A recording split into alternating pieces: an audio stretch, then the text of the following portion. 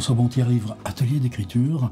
C'était le cycle été 2024.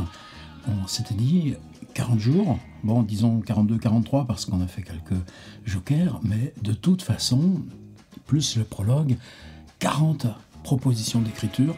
Le défi, c'est de dire, si on écrit au quotidien, en quoi ça vous pousse plus vite que ce qu'on a le temps de penser, d'imaginer, qu'est-ce qui vient naître là, sous les mains. Deuxièmement, j'avais appelé ce cycle anthologie. Je crois que je suis à une bascule là, de ce qui se passe depuis 2016 là, sur l'ensemble, avec plus de 240 propositions en ligne.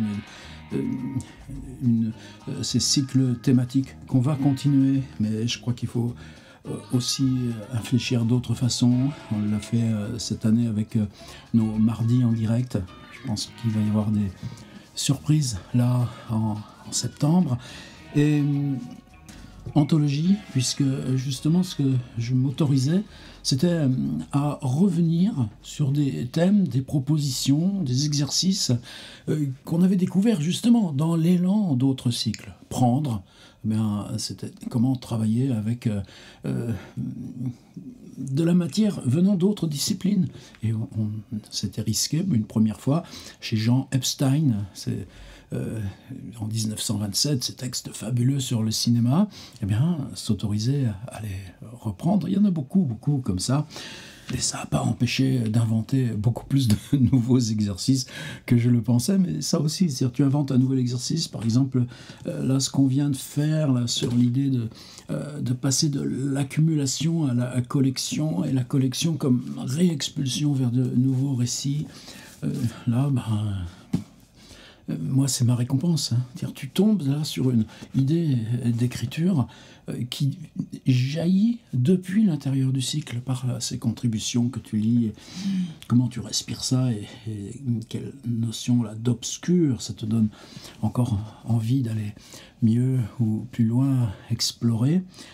Et proposition 40 sur 40, c'est triste. Bon, je le vis pas comme ça. Je ne le vis pas comme ça, justement, pour cette espèce de dynamique. C'est-à-dire, là, pendant 40 jours, on a pris sur nos épaules beaucoup de choses déjà explorées, sur les personnages, sur les lieux, sur les cinétiques, sur les formes, par exemple, dialogue, qui appartiennent déjà à cette grande fresque-là que j'essaye de bâtir là, en ligne depuis maintenant 8 ans, et dynamique par les horizons, les dimensions que ça nous donne. Par exemple, je m'étais donné toute liberté par rapport à un cycle qu'on avait fait il y avait 2 ans qui s'appelait « Écrire un livre », de me tenir à distance de ça comme objectif. Et puis finalement, c'était la bonne stratégie pour passer au travers et faire encore bien mieux. On les a, tous ces livres, ils sont en train de naître. Donc, du point de vue de la dynamique, sûr que là, moi, j'arrête mon marathon, j'ai 1 mois et demi avant de me dire, là, de bien reprendre l'énergie pour rattaquer là, à mi-septembre avec tout l'appareillage de tiers-livres. Mais bien entendu, le cycle, lui, ne s'arrête pas. Quelques-unes sont déjà là à la proposition 38, 39. Donc, pour celle-ci, pour ceux-là, justement, l'enjeu, c'était fin ouverte. C'est-à-dire comment on va pouvoir accompagner.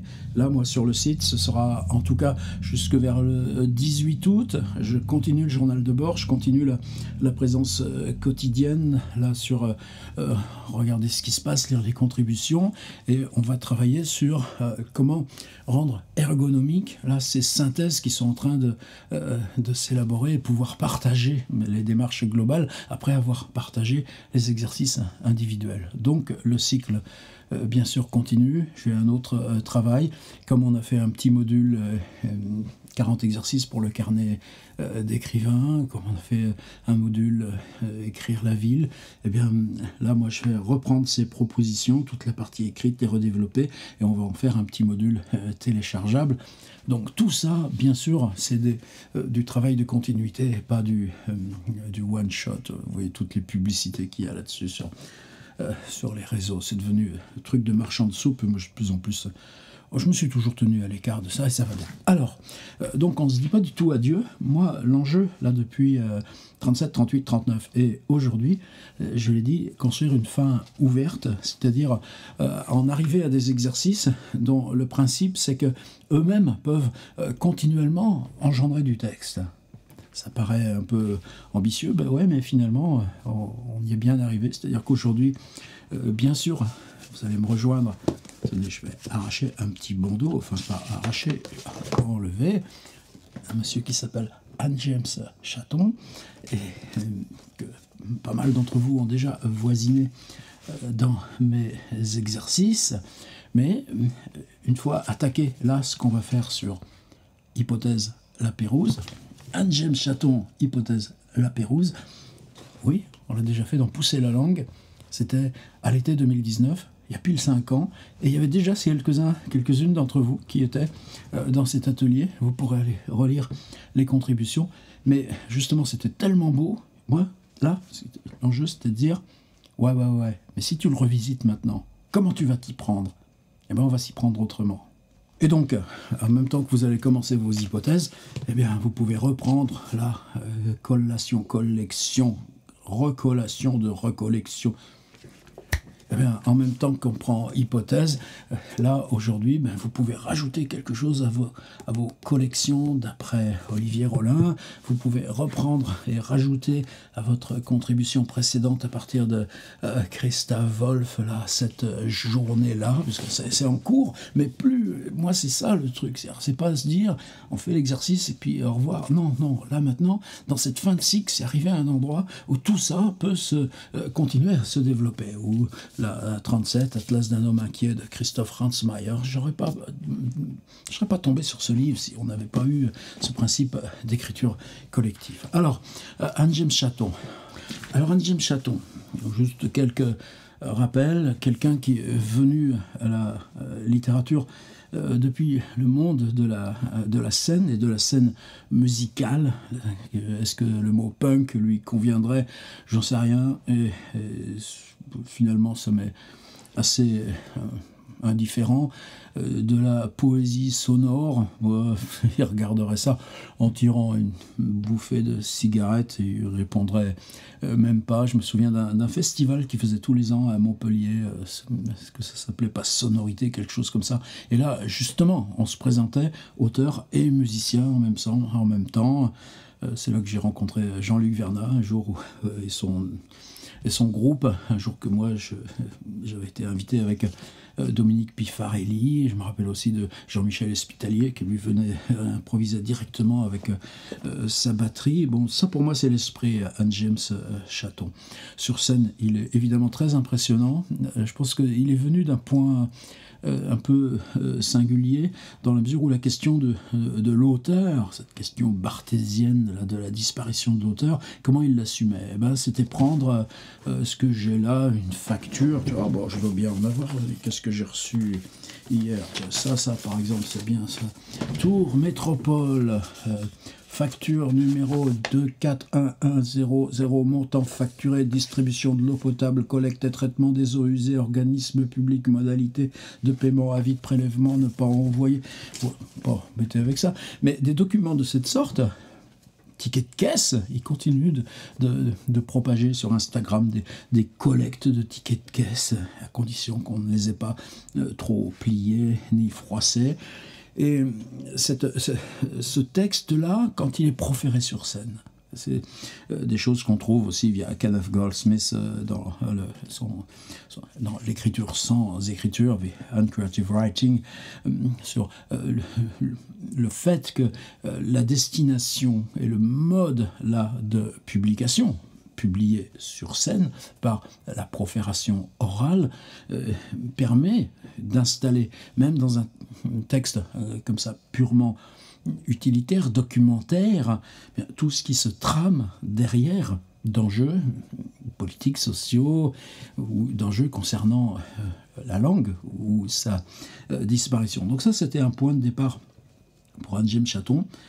Point de départ qu'il a volatilisé de façon progressive. Et attention, lui, sur scène, c'était avec un guitariste qui fait équipe très régulièrement, mais aussi le donc en se produisant très régulièrement, en particulier avec un guitariste qui est pour lui complice, qui s'appelle Andy Moore. Et ce qui a été le point de rupture, c'est l'apparition chez POL de Elle regarde passer les gens. Alors là, pareil, si vous entrez ça, mot-clé sur tiers-livre, là, Anne James Chaton, ou Chaton tout court, vous allez trouver, bien sûr, des éléments concernant ce livre. De quoi il s'agit? Prendre, je crois, il y a une trentaine de figures féminines, là, sur un siècle d'histoire. Des figures féminines qui, évidemment, sont associées à une bascule d'histoire et sont en même temps reléguées par la domination masculine. Et le principe, c'est qu'on prend c'est elle,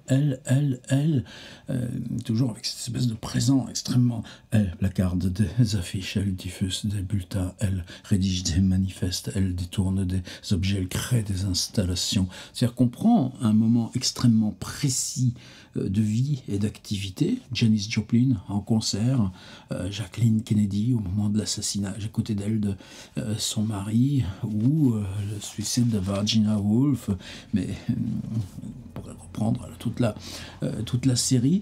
Et à la fois, donc, on met un temps à reconnaître, mais par exemple, cette dame d'Angleterre, Lady Diana, qui s'écrabouille dans une Mercedes poursuivie par des paparazzi sous le pont là, de l'Alma à Paris sur un des piliers, eh ben, ces moments-là où elle, dans le moment juste encore où, blessée gravement, elle n'atteindra pas l'hôpital, mais arrivent les ambulances, on reconnaît, parce que ça appartient, ça a glissé par porosité dans la mémoire commune. Donc on reconnaît avec retardement, et puis on continue, on lit de façon totalement scotchée, et puis on s'aperçoit que ça colle plus. Qu'est-ce qui colle plus? Ben, on est passé à un autre personnage, et on ne s'est pas aperçu là de la rupture ou du changement, et avec ça, on a fait de merveilleux ateliers d'écriture, à la fois en ligne, et puis je m'en suis servi souvent en workshop divers. Et le livre qui a suivi, alors James en a fait plusieurs depuis, donc il a une espèce d'exploration systématique. Le dernier, là, juste paru il y a quelques mois, s'appelle Sur la Terre. L'argument, bah, c'est je descends mon escalier et puis je me rends dîner chez des amis qui m'ont invité, et puis il y a cette conversation. Oui, mais tu écris tout comme si c'était du Pline l'Ancien. Bah, je te jure que ça dérange pas mal aussi. Nos petites habitudes, on verra si on s'en sert. Moi, je voulais revenir justement ce dont on s'était servi dans Pousser la langue. Donc l'été 2019, on avait fait 12 propositions d'écriture. C'était vers la 9e, c'est-à-dire c'est pas du tout comme là, un moment là, de développement et de prolonger la spirale. C'était un moment où je souhaitais qu'on rassemble le cycle, comme on l'a fait nous au niveau de la 30, et qu'on le réimpulse en lui donnant une perspective, en énonçant une perspective qui permet là de faire le point d'où on est, et là sur cet ensemble éclaté de propositions renvoyer vers l'extérieur. Alors pourquoi je voulais y revenir aujourd'hui? C'est quoi ce livre? L'histoire de la Pérouse. Vous vous souvenez, via Louis XVI, juste encore selon la légende, au moment où on va l'exécuter, le guillotiner, qui demande a-t-on des nouvelles de monsieur de la Pérouse? Donc une expédition de 2 bateaux envoyés là, vers les confins d'aujourd'hui Sakharovsk, le haut du Japon, pour explorer les mers, enfin, les zones inconnues du globe, tout simplement. Et ces 2 bateaux vont disparaître. Aujourd'hui, on en sait vaguement un petit peu plus. On a quelques traces, quelques objets qui ont réapparu. On voit à peu près la baie où au moins l'un d'entre eux se serait naufragé, mais ça reste comme ça des inconnus. Et lui reprend ça du point de vue de justement de cet inconnu, mais aussi de cette curiosité humaine, de cette façon d'aller au bout de l'expérience, de la curiosité. Alors il entremêle ces hypothèses, par exemple de témoignages. Il a été aperçu traversant de nombreux détroits autour du monde, et la liste des détroits très précis de Sumba, de Smith, d'Ormuz, d'Ozumi, de Torres, de Vries, de Wilkins, d'Agatu, de Kashi, de Batilsk, c'est-à-dire une espèce de documentation langagière. Qu'est-ce que la Pérouse a laissé dans l'intérieur du langage? Donc là, c'est la liste des détroits dont il est avéré qu'ils les ont contournés, dépassés, mais il y a aussi la liste de l'équipage, il y a aussi la liste des équipages auraient-ils pu mourir de faim après avoir embarqué à Brest 52 tonnes de biscuits de mer, 25,92 tonnes de farine, 15 tonnes de salaison, 14,3 tonnes de fèves et de faillots, 2,88 tonnes de sel, 2 tonnes de riz, 1 tonne de fromage et 1 tonne de poisson salé, 350 kg de sucre, 500 poules, 48 canards, 36 pigeons, 24. C'est-à-dire une documentation, un travail dans l'archive et la liste des noms des marins embarqués, ça aussi c'est tout d'un coup quelque chose qui fait rêver. Donc on a ces chapitres d'écriture non documentaire où là Anne James est fidèle à là d'où il vient. Tout peut se proférer sur scène dans un tel livre, et on peut imaginer même les projections. Mais c'est entremêlé de 21 chapitres, si je ne me trompe pas, hypothèse 15, 19, il y a des annexes, 21, l'après-révolution, 22, le suicide, 22 récits qui sont des hypothèses. Hypothèse 1, l'accident. Hypothèse 2, la famine. Hypothèse 3, l'empoisonnement alimentaire. Hypothèse 4, la maladie. C'est gai tout ça, hein. Mais c'est une hypothèse pour un naufrage. C'est-à-dire la disparition, corps et biens, de 2 gros navires avec une logistique énorme et des équipages, là même sur les chansons des matelots. Hypothèse 7, le sabordage par un vaisseau de la marine anglaise. Nous, on va quitter cette idée-là de catastrophe. Évidemment, on va prendre hypothèse 9, la malchance. Hypothèse 10, le continent fantôme. Hypothèse 11, la mutinerie. Mais j'aime bien décliner ça. Il suffirait que j'aille à la table des matières, d'ailleurs. Hypothèse 12, l'attaque d'un animal marin et comment la légende ou la mythologie peuvent se reglisser là, dans un texte de ce genre d'invention. Toujours les chansons des matelots. Les matelots ont entonné un chant à virer. Hypothèse 13, phénomène inexpliqué. Et là, il en met juste 3 lignes. Hypothèse 14, le triangle des Salomon. Une dernière, l'erreur d'interprétation. La Robinsonade solitaire. La rencontre avec une tribu de cannibales. Alors pourquoi moi je voudrais qu'on reprenne ça, là, aujourd'hui? Parce que ce que je n'avais pas abordé, quand on l'avait fait il y a 5 ans dans Pousser la langue, je me dis, bon, on va accumuler des hypothèses sur ce que pourrait devenir. Alors pourquoi je voulais le reprendre, là, ce qu'on a fait il y avait 5 ans dans Pousser la langue? Parce que j'avais simplement proposé de rédiger des hypothèses, bien sûr au pluriel, mais dans une seule dimension. C'est-à-dire, voici ce qu'on a écrit. Donc là, c'était la 9e, donc on avait déjà 8 directions d'écriture, accumulation ou dépôt d'écriture. Qu'est-ce que cette matière-là, simplement ces 8, pouvait désigner au-delà d'elle-même comme éventuelle direction de livre? Que vous souhaitiez la suivre, cette direction, ou que cela ne vous soit pas nécessaire. Et aujourd'hui, d'abord, le contexte est différent. C'est-à-dire qu'on n'a pas 8 dépôts de langage, dépôts de savoir et de technique, comme disait Denis Roche, mais qu'on en a 38, plus le prologue, 39. Allez, celle-ci, ça va être la 40e. Plus le prologue. Donc on a une masse qui est déjà plus large, qu'on a déjà commencé de réorganiser selon des principes linéaires, et plus que ça fait déjà une semaine où on est en train de travailler sur les interstices, c'est-à-dire reprendre des développements, installer des développements dans l'intérieur de ce qui déjà a été écrit. Donc le point de départ quantitatif est différent.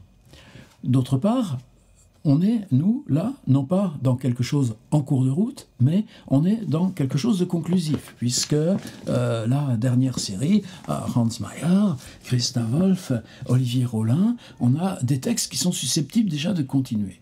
Donc là, on va inscrire des hypothèses à un moment où on est sur un front où tout déjà est en train de continuer.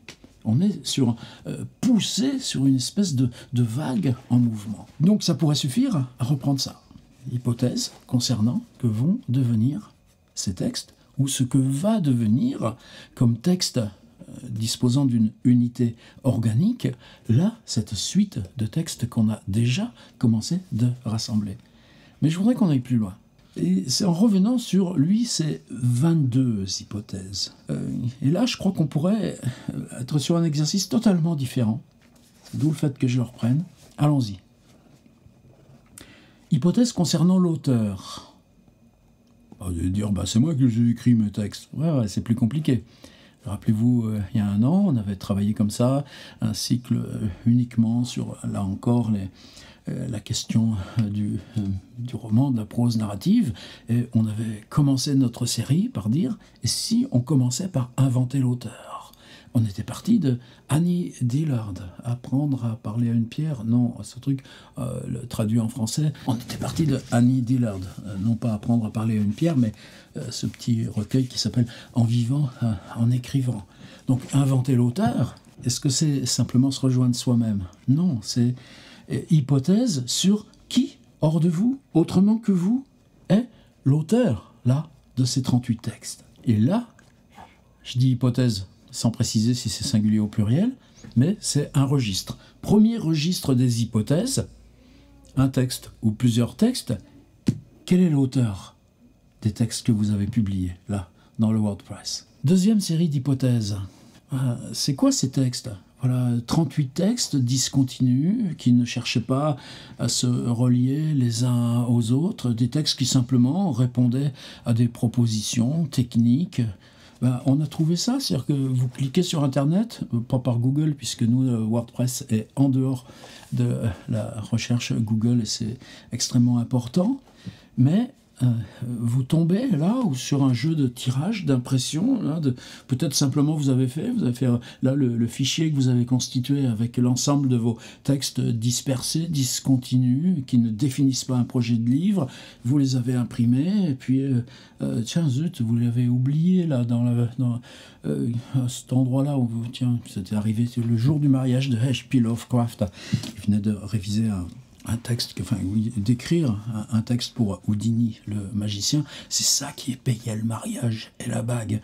Et dans l'état où il prend le train de Providence à New York, et en arrivant à New York, le manuscrit, il l'avait oublié là, sur le guichet de la gare à Providence. Anecdote.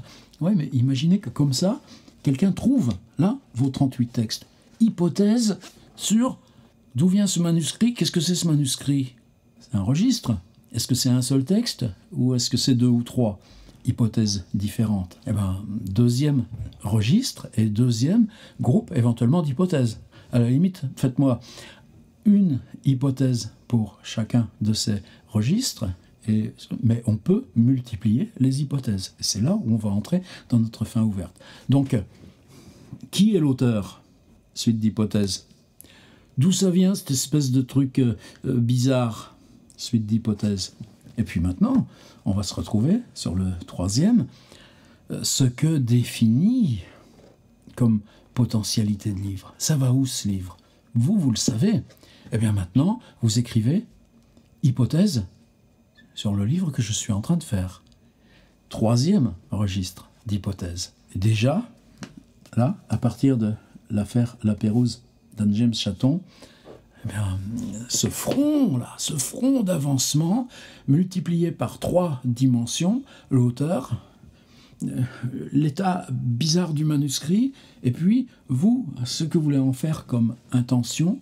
On a 3 registres distincts d'hypothèses, et on peut les démultiplier pour chacun de ces registres. Ça suffit pour la proposition. Et maintenant, j'en rajoute une autre. Et si vous en ajoutiez des registres d'hypothèses? Si c'est écrit par quelqu'un d'autre, qu'est-ce que ça désigne? Si c'est un livre là dont il manquait plein de pages, moi j'ai des arteaux comme ça, je n'ai pas envie de les jeter, mais si je le sors, toutes les pages se déglinguent et tout tombe. Peut-être que c'est ça. Et il est devenu quoi ce livre? Si on l'a trouvé comme livre réalisé, vous voyez, on a changé. On n'est plus du tout sur l'histoire là du manuscrit en cours, mais on est basculé sur. Vous avez trouvé un livre auquel il manque plein de pages, hypothèses. Il manque, même on ne sait même pas qui l'a écrit. Vous avez acheté ça sur une brocante, un livre tellement bizarre, comme là, je viens de racheter il n'y a pas si longtemps Autoroute de Michel Lebrun. J'ai découvert qui était Michel Lebrun. Et ce livre, on ne le trouve plus, évidemment, que là, dans ces trucs d'occasion des années 70. Donc ce mystère d'avoir retrouvé, là, non pas cette fois, les feuilles dispersées du manuscrit, mais ce livre totalement sorti de nulle part. Et là encore, hypothèse sur d'où ça vient. Hypothèse à rebours sur qui l'a écrit. Et donc voilà, 4e registre, appelons-le à rebours, comme le livre de Huysmans. Vous avez trouvé ça? Où? Quand? Comment? Sous quelle forme? Qu'est-ce que ça désigne depuis ça sur l'auteur et la fabrication et l'écriture et l'intention et tout ça? Eh bien, un 4e registre d'hypothèses qui s'appellera à rebours. Là, maintenant, sans plus rien savoir, c'est-à-dire s'ancrer dans l'objet et se projeter vers l'avant. Non, tout ça, c'est totalement libre. L'objet a été trouvé, récupéré. On a tellement d'histoires comme ça. Récemment encore, un carton d'archives là trouvé dans une poubelle, dans le métro. Et puis, on remonte, on refabrique. Eh bien, maintenant, ce à rebours, là, c'est vous aussi qui allez établir une suite d'hypothèses. Et là, ces suites d'hypothèses, elles ne se basent pas sur ce qui a été fait, mais elles se basent sur, depuis vous qui en êtes totalement extérieur, qui n'en êtes que le témoin, le récipiendaire, c'est venu de quoi? Qui ça pouvait être l'auteur? Qu'est-ce qui se cherchait à s'écrire à cet endroit-là? Qu'est-ce qui justifie que ce soit devenu livre et que maintenant ce livre, vous l'ayez trouvé là chez Emmaüs, et puis même il était à 0 balles et vous l'avez rajouté dans le panier, vous aviez pris autre chose. Et ce à rebours définit notre 4e registre d'hypothèses. Donc déjà 4 textes à écrire, mais des hypothèses qui peuvent se multiplier et assez d'élan, assez d'inertie pour que 37, 38, 39, 40 continuent de se propager et de faire avancer là une synthèse générale dont on va lire de façon privée entre nous la suite des mises à jour. Alors, vous voyez bien que c'est pas fini notre affaire.